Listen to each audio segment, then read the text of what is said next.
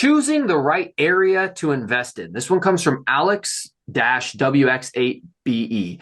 Would you still invest in an area that the trend of the location is the wealthier people are leaving the neighborhood?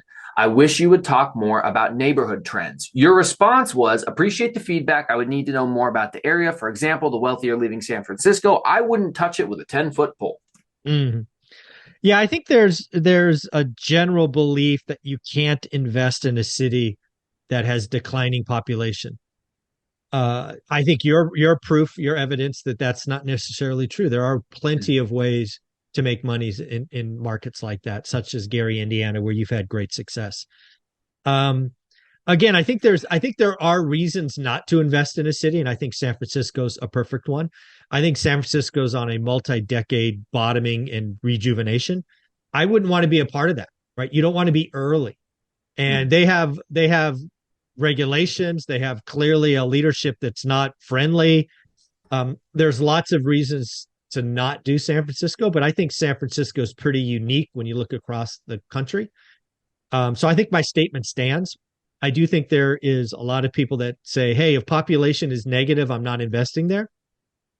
I don't necessarily think that's true. Um, I think you got to be careful.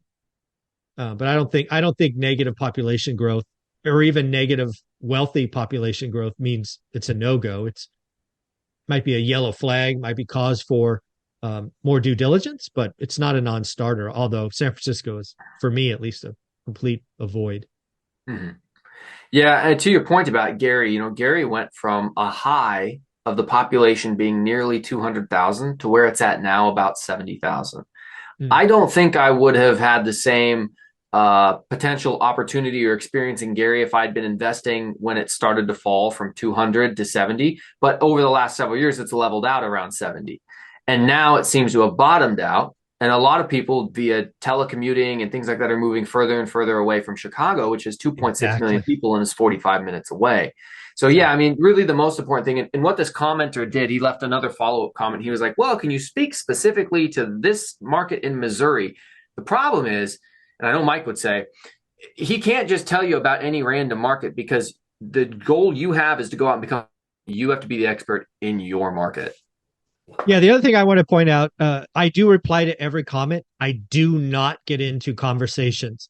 So if you leave a comment and I reply, I will not see your reply. I refuse to have conversations. So I didn't know he had a follow-on comment. And to ask me about any market not called Fresno, California, you're going to get the same answer. No idea. Do your own work. And that's the purpose of this segment, so we can get into those conversations sometimes.